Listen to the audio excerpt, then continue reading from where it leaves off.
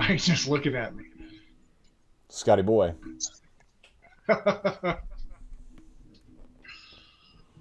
How we doing? What's going on? Coming to you live on a Thursday night. It's Hey, here different. we go. It does. It feels different. It feels a lot different. It feels a little bit different because there's football in the air, baby. We're close. 12 minutes out from Smell it. kickoff. Oh, look at that. The background's still black and gold. How nice. Everyone knows what that means. That means I still got the badge. Located Whatever, right dude. here. Been with me for approximately 10 weeks Whatever, dude. now. Let's check out the old replay recap over here. Gained 2 back on him. It's 3 weeks in a row, folks. I'm chopping away at that lead. Chopping away. He's still got a pretty decent Lot pretty of decent chopping lead. to do. We got time. It's only week 11. We got another 7 weeks? Oh, yeah. I see you. Yeah. I see you, chat. I see everyone in Don't the call it a chat. comeback. Don't call it a comeback. You can't, because it's not happening. Let's move on. Let's move on here. Don't give the people false hope. What are you talking about? Shout out to the chat, though. As Scott mentioned, Ian, Gator Dave, Will, Public House. Did I miss anybody? Evelyn. Whoever else is out there. Hello. Hello from the outside. Hello. Don't copyright us, Adele. All right, moving to the first game. What's about to start in 10, 15 minutes from now. It's the Thursday night game. Commanders are taking on the Eagles. It's in Philly. Philly's the favorite, 4.5 points. Over under sitting at 49.5. Scott, what do you got? First off, I want to address Gator Dave's comment in the chat about me getting a big head. I did have a big head in like week 1 and 2, but I'm just used to it. It's been 10 weeks of this. It's just life now. No more big head. It's just what I expect. I am expected at this point. So the game tonight, big game tonight. 2 7-win teams going at it. Commanders coming off a tough loss to my boys right here last week. Spicy teams, good players. Both teams are above 70 points in point differential this year, which is interesting to look at. So they're scoring points, and when they do lose games, they're not losing. They're losing in tight margins, basically. So primetime road game. Will Lattimore go? I have not seen anything if he's going or not tonight. That will make a difference with Philadelphia's receivers. Devonta's birthday is tonight. I told Miami this earlier. Look for him to perform well, but that also might mean he might catch one ball tonight. Saquon's dominating. A.J. Brown is playing well. Their offensive line looks elite per usual. I like a lot of points to be scored tonight in an old-fashioned shootout. I think it's going to be a field goal game, divisional game. It's going to be tough. Jaden's going to be running around. I like the Commanders to rebound after a loss last week and show us that they are a legit contender. Give me the Commanders plus 4.5. Yeah, I'm with you. I like the Commanders in this one. I think they are the better bird. They get it done here on the road. I just don't trust Philly. Everybody's back on Philly because they got, A.J. Brown back. He's not injured anymore. Devontae Smith is clicking. Jalen Hurts not turning the ball over as much as he has been. Saquon has obviously been balling. I just don't believe in him yet. I still have that PTSD of those Eagles those first couple weeks. I can't trust it. So yeah, I'm with you. Commanders in this one. Quick question, Miami, from the chat here. I adjusted it. I adjusted it. I adjusted it. Just making sure here. I didn't even recognize it, so thanks for keeping us honest, chat. I adjusted. Thank you, Ian, for that. I much appreciate it. Moving on, we got Browns taking on the Saints. Scott, this is his favorite game of the week, so I'll let him take it over. Look, this is the turd of the week. Don't turn it on. Both teams are struggling. Look, I will say, new coach in the Saints. You said it last week. I thought the Falcons were going to destroy the Saints. They got that interim, new coach bounce and bump with the Rizzler in New Orleans, Jameis Winston. The look, call it whatever you want to call it here. Jameis Winston is not it. Is he back? I don't know. He does Jameis Winston things. Maybe this game is just gross to me. The last 4 games for the Saints, they have not hit over 45 points combined, except for one time. So for me, I'm going to take the under here at 44.5. That seems really high. This seems like it should be a 39.5 over under because these teams are just trash to me. So for my turn of the week, give me the under 44.5 here. I'm not even going to watch it. Yeah, so I am going to back Jameis in this one. I backed him in his first start. I faded him last week in his second start. I'm backing him in this one. He's going back to New Orleans, a team that New Orleans moved on from him for Derek Carr, and obviously we've seen how that has played out. So I think there's going to be a little bit of a chip on Jameis's shoulder. He's got something to prove in this one. He's going to have the pregame speech of a lifetime, and I really hope that it's broadcasted and somebody gets in there with a camera. It's going to be epic for this one. Give me Jameis to go into New Orleans, get it done for the Browns. Defensive game, look for like a pick six or a fumble recovery for a touchdown against the Saints in this one. Give me the Browns. Get it done. I like what you're saying here, Will. I see the better amphibians in game 1 for the Commanders. I love it. The better amphibians. Better amphibians. Well, speaking of some sort of amphibian, I don't know if that's what they are because they are the fish, but they suck. And they are fish out of water, so you might as well call them an amphibian. So, Dolphins playing host to the Raiders, -7. Over-unders 43.5. Yeah, that sums it up. It's hard to find the words to describe this team. So many emotions this year. Somehow they are still alive and only 1 game back of getting in the AFC playoffs, and that is insane to me. But this number's high, and I think it's high for a reason. I think the Dolphins will beat the Raiders. I don't think it's going to be very high scoring, maybe like 20-7 or something like that. But Tua will be able to find Tyreek Hill. It's going to be a classic deep ball, throw up the deuces type of play. Defense is going to get after the Raiders offense. I just don't see how there's a lot of points scored in this one. So I do lean the under, but I will take the Dolphins -7. So look for that Raiders outright win. Scott, what do you got? Definitely not that. And I'd like to address to the people here that amphibians are not dolphins. I just want to start there. No, they're not. They're fish. Look, we clarified that. The Raiders made a change. They fired Getsy. Miami is a little feisty with Tua being back, but he's making tackles with his head. It's terrifying to watch. I get uncomfortable watching him play football right now and going headfirst into tackles. The game's gross on both sides, personally. I might paint my kitchen and watch the paint dry while this one's on. Minshew's not it. He's playing a Miami team that is unpredictable, and I don't know if they're going to throw 3 deep balls to Tyreek Hill or not even target him. So for this one, though, give me the home team. If I had to pick, I'd go with Miami at home. But, again, I'd rather watch paint dry here, so I'm going to go with the under at 43.5. Yeah, and again, Ian in the chat, 2 for 2 tonight, Ian. You're on fire, buddy. Keep the facts coming. We love the fun facts. Firing them off. 2 for 2, yes, Dolphins are, in fact, actually mammals. So, points to Ian. This says a lot about the game because we're talking about mammals and nothing about this football game. So, yeah, I blame Will in his amphibian comment. But moving on. We got the Vikings taking on the Titans in Nashville.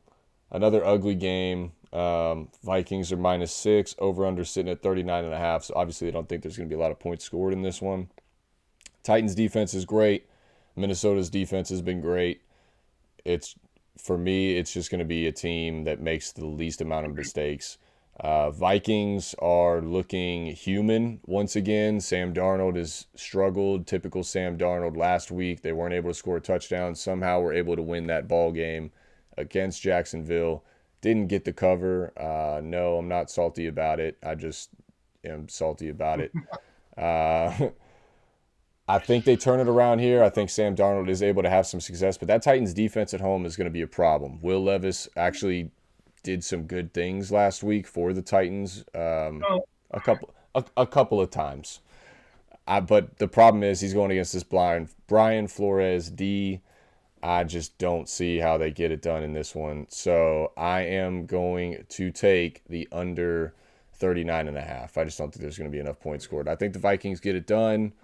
But I don't know. I can't trust Sam Darnold right now. Scott, what do you got? Yeah, look, the way I'm looking at this is another test for the Vikings. Are they really trash? They could be trash. If they lose to the Titans here and Will Levis, then they're just fraudulent. Look, the Titans are kind of sneaky. They stay in games. Their special teams are killing them. So you talked about who's going to make the mistake here is going to lose the game. And recently, the Titans have been making mistakes on special teams, and that's why they're losing these games that are close-ish. Vikings D looks pretty good, and they're carrying the O right now. Darnold is looking like Darnold. He is not a starting quarterback right now. He looks horrible. Levis is Levis, or whoever is going to play for them. If it's Mason Rudolph, then it's Mason Rudolph. I like a slow, boring game here from start to finish, honestly. I think the Vikings D holds the Titans' lousy offense, and I think the Titans' defense is playing well right now with Darnold, who's not playing well. So I think it's just going to be a slow, boring, punting game. So I'm also taking the under 39.5 here. Right on. All right, moving right along here, we got the Jaguars making the trip up north to face probably the best team in the league from top to bottom, the Detroit Lions. Lions are favored by 14 in this one. Over-under sitting at 46.5. Scott, how do you see this one going? Look, 14 points in the NFL is a lot of points. Mac Jones is expected to start for the Jaguars. The Lions excel at stopping the run and shut down the Texans' offense last week, only allowing an average of 3.8 yards per play, and they've got some playmakers there in Houston. So the Jaguars do not compare to Houston one-to-one offensively. Matt Jones is leading them. He is not a tactician capable of picking apart a Lions defense. Look, when it comes down to it, if the Lions defense can stop the run, the Jags are going to have to rely on Mac Jones to carry that team to a victory where, in my opinion, they're going to have to score at least 35 points to beat the Lions. I mean, they can put up points like no one else in the league. And for that reason, I'm going to take the biggest spread I've ever taken in my life at the kneecaps, minus 14. I'm going to take it. I think they're going to do it. If anyone's going to do it, it's going to be the Lions. Wow. Biggest spread you've ever taken is 14? Correct. Well, I mean, I've bought up and down before, but the biggest, spread that Vegas has provided me that I've taken is 14. All right, fair enough. I'm with you though. Lions minus 14. They're going to put up 38, 35 easily. Jaguars nowhere they're touching 20. I got the Lions in this one too. Yeah. Look, Miami. I don't bet as much on college games, right? Spreads in college are much higher than the NFL. 14 in the NFL is a very, very high number. That's fair. It doesn't often get above 13.5. So I know where your mind went, right? You were like, oh, college. You've never taken college at 28 points. Talking NFL here. All right, fair enough.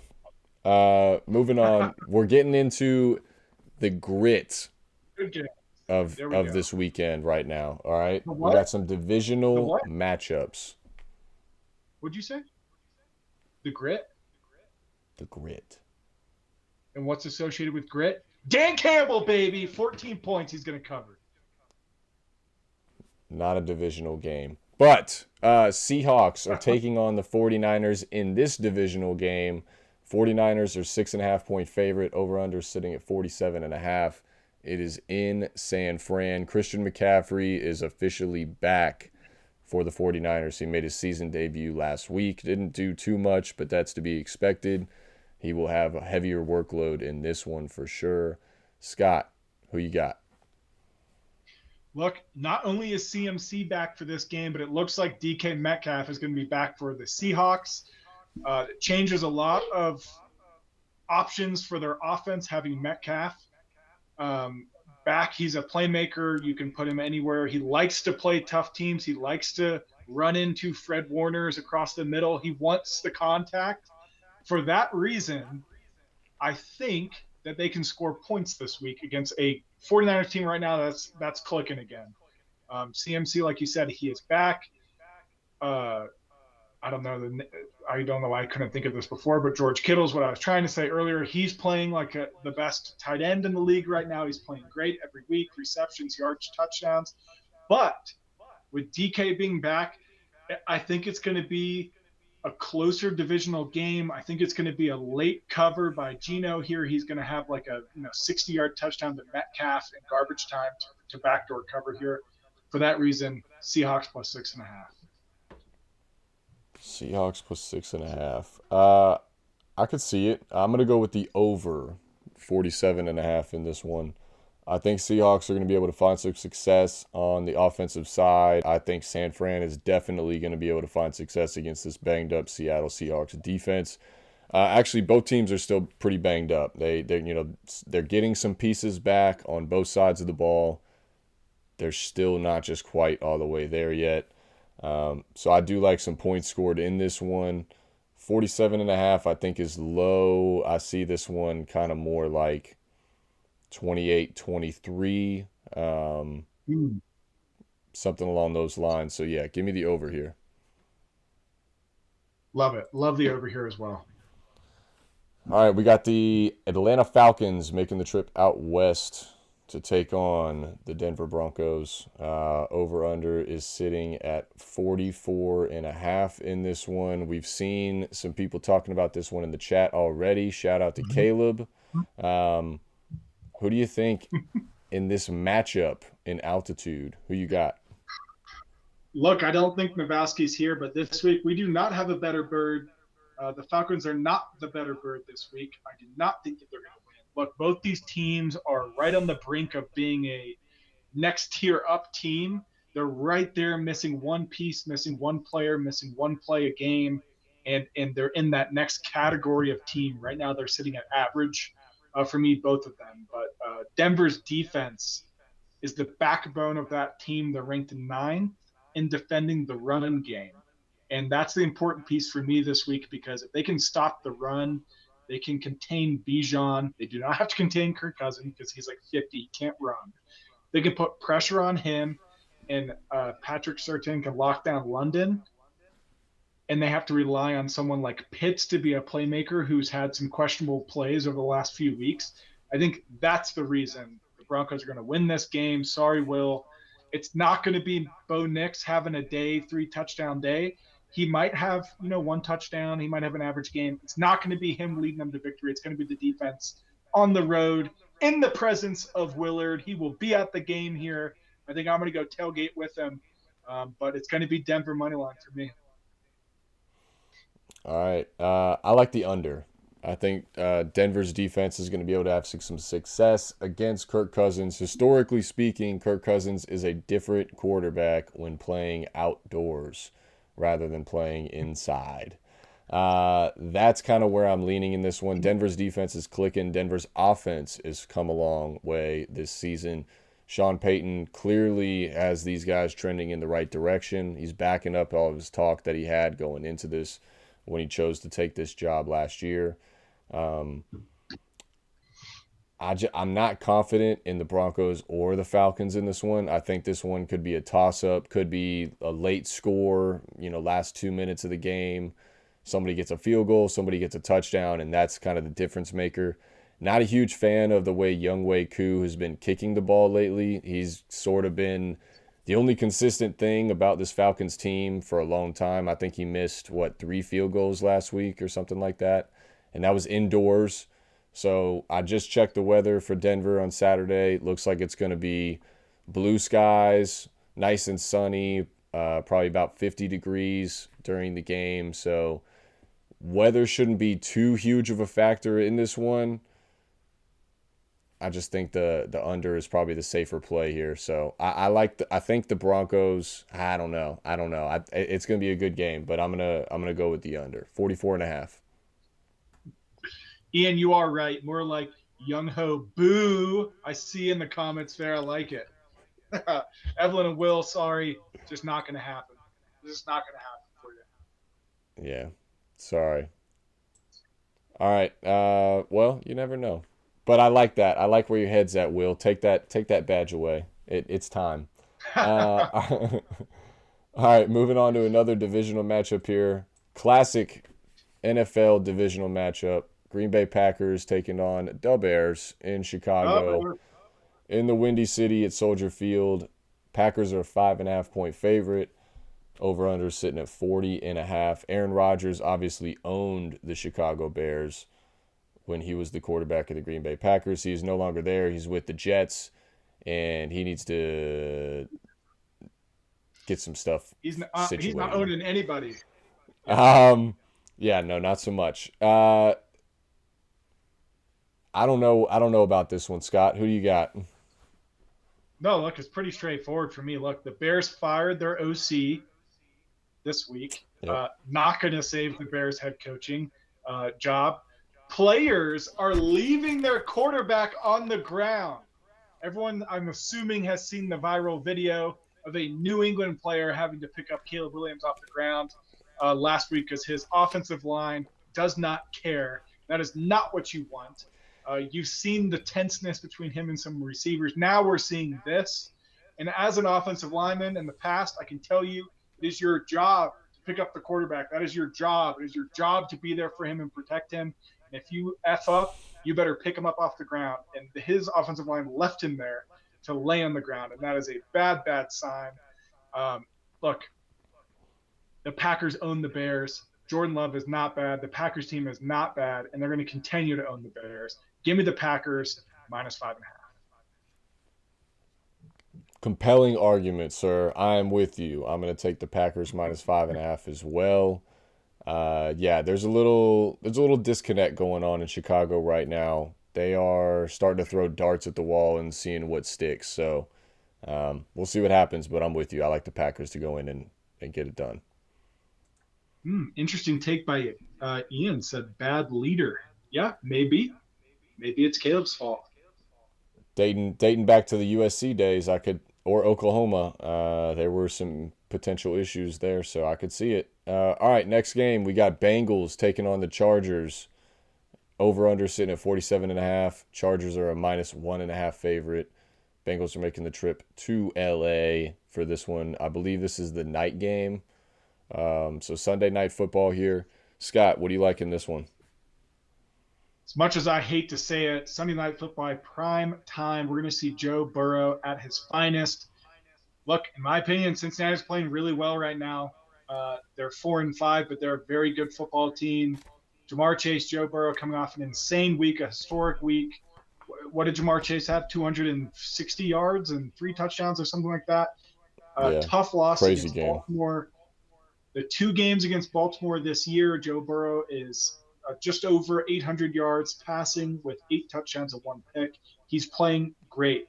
The team is playing great. They're getting it together. They're just losing close ones. And for me, Bosa in that defense, then you have Herbie, Quinton, J.K. Dobbins on offense for the Chargers with their, Harbaugh, new head coach. They're going to come to play. I think it's going to be a really good game through halftime. And then coming out, there's going to be a Joe Burrow connection with Chase or T. Higgins, who is back this week. A big play, and they're just going to open it up offensively, and I think they run with it from there. So as much as it pains me to say, because I'd love to see Cincinnati just dwindle away and be nothing, I'm going to go with Cincinnati +1.5. Cincinnati +1.5. Yeah, I'm with you. It's just every game from here on out was pretty much a must-win for them, so they have to give their all. They're going to give their all in this one. Jim Harbaugh, though, will be ready for them. It's going to be interesting how they scheme it up. Justin Herbert's been absolutely slinging it. but they've sort of been one-dimensional. You know, they've either banked on the run heavy in a game or they've banked on the pass. They're not really a balanced attack like I think they need to be moving forward as we get closer to the playoffs. Bengals on the flip side, they're kind of getting the most they can out of everybody right now, and it's just not enough. But I think they are able to find success against the Chargers. You mentioned it, primetime Joe Burrow. He comes to play. Give me the Bengals plus 1.5 to somehow stay alive. The good news for them is this AFC race. We talked about it earlier when we were talking about the Dolphins game. I mean, it's a joke right now. You know, there may be a team that gets into a wild card spot at 8-9 when it's all said and done, which is crazy and not typical of the AFC whatsoever. Let's clarify your the Bengals are not out of it. Let's clarify something here. It's a joke from position like 5 or 6 down. Those top 5 teams in the AFC are no joke right now. No one out there is saying, oh, what a joke of Kansas City, the Buffalo Bills, the Ravens, the Steelers. Okay, let's just be clear here. All right, so I'm sorry. The vast majority of the conference, minus a select few, ass. Perfect. All right? Is that better? Perfect. Better clarification? Okay, that's beautiful. Much better. All right, moving on.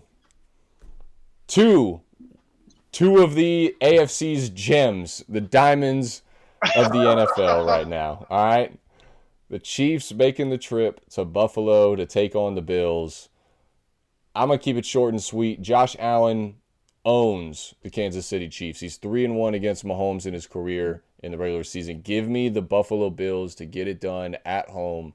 You are going to get the best of this team. The Chiefs should not be undefeated right now. They should have probably 3 or 4 losses, but they've somehow found a way to get it done, whether through the help of refs or the help of the other team basically handing them the win.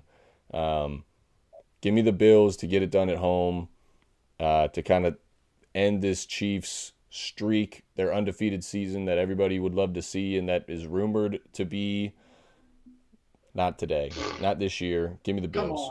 Scott, what do you got? Yeah, look, this is the real game of the week here. Everyone's going to be watching this game. It's going to have massive postseason implications for the AFC.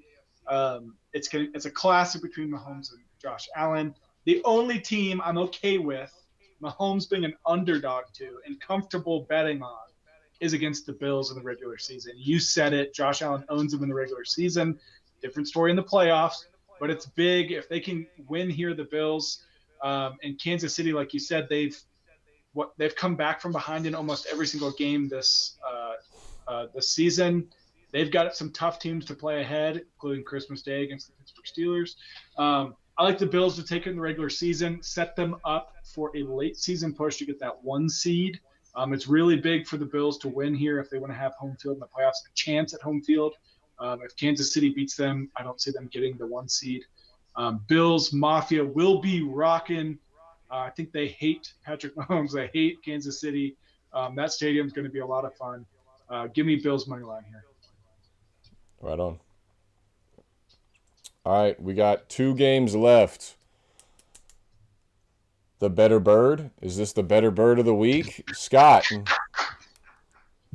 who you got in this one? This is not I'm the sure better bird there's of the week.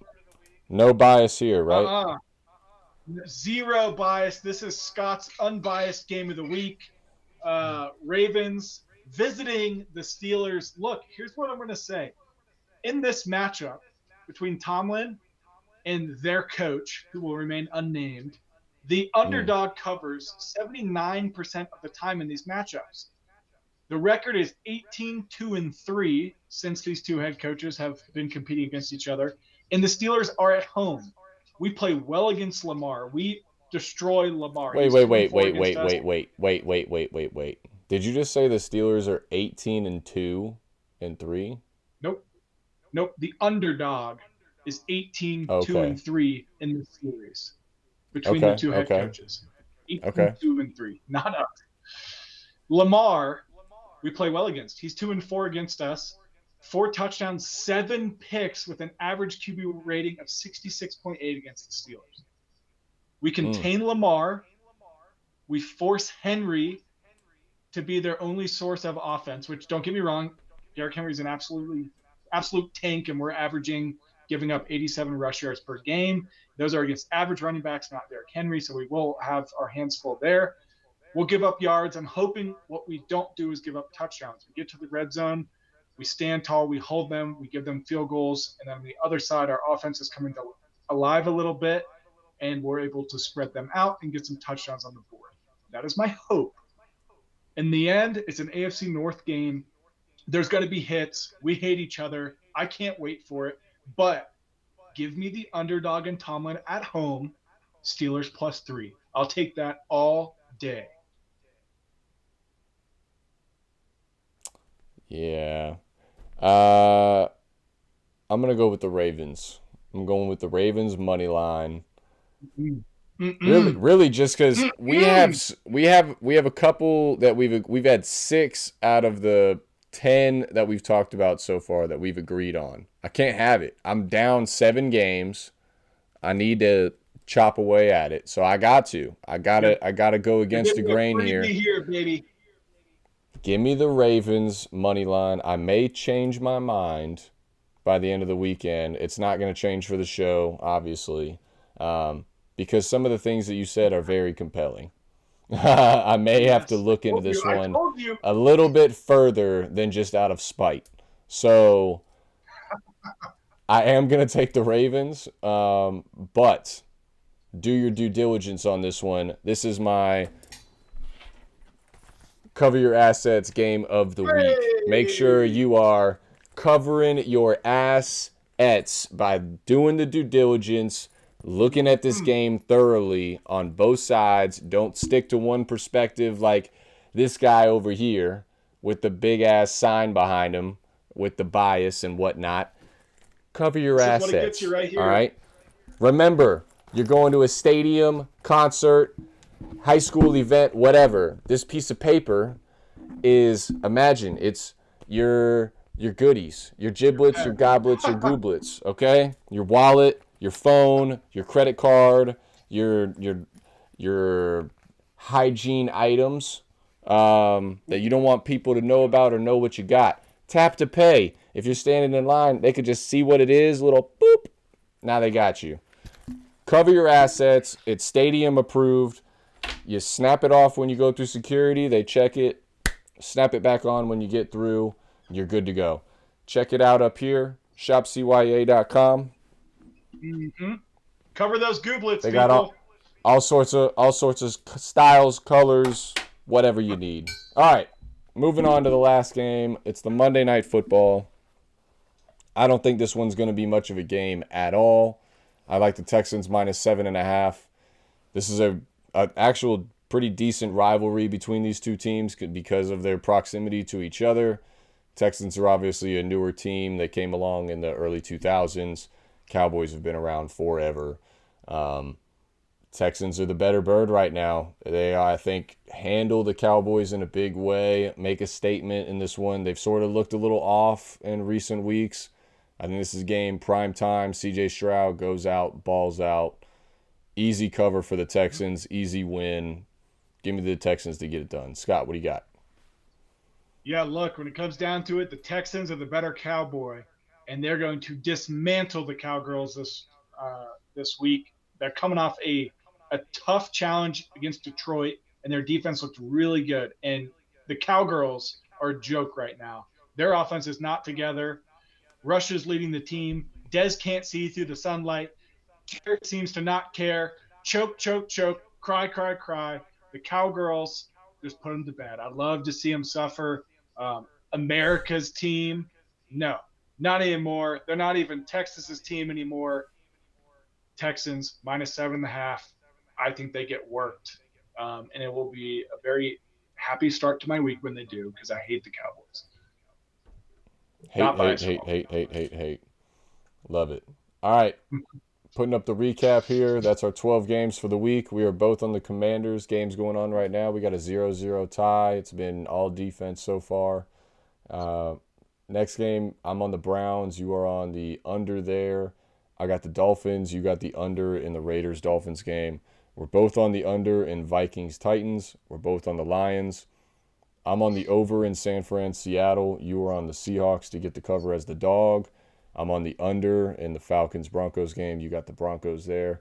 We're both on the Packers against the Bears. I'm on the Bengals with you against the Chargers in that Sunday Night Football matchup. We're both on the Bills and Josh Allen to get it done at home against Patrick Mahomes. You're on the Steelers. I'm on the Ravens just because I got to do it. And last but not least, what I couldn't do was back the Cowboys. So we are both on the Texans -7.5 because, again, Ian, couldn't do it. So Ian's keeping us honest tonight. Yes, Ian, you are correct. I got excited, and I don't care about them at all. So I said Dez because he's the last relevant player for the team. Yes, I meant CeeDee Lamb, but it's fine. We'll move on from here. 3 for 3, Ian. 3 for 3. 4-3. All right. Thank you, everybody watching.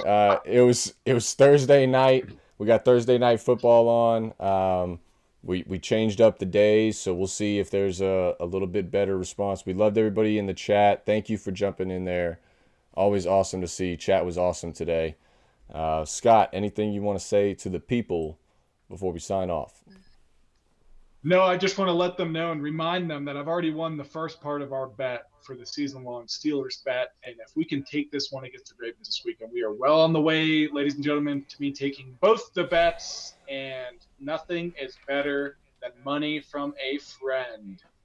It is invaluable, and I can't wait for you to send me that Venmo. I just want you to know every intrusive thought in my head right there was mute his mic, mute his mic, mute his mic, mute his mic. But I didn't do it because I'm a good sport. All right. I'm a good sport. Again, appreciate everybody for watching. Thank you again. We will see you.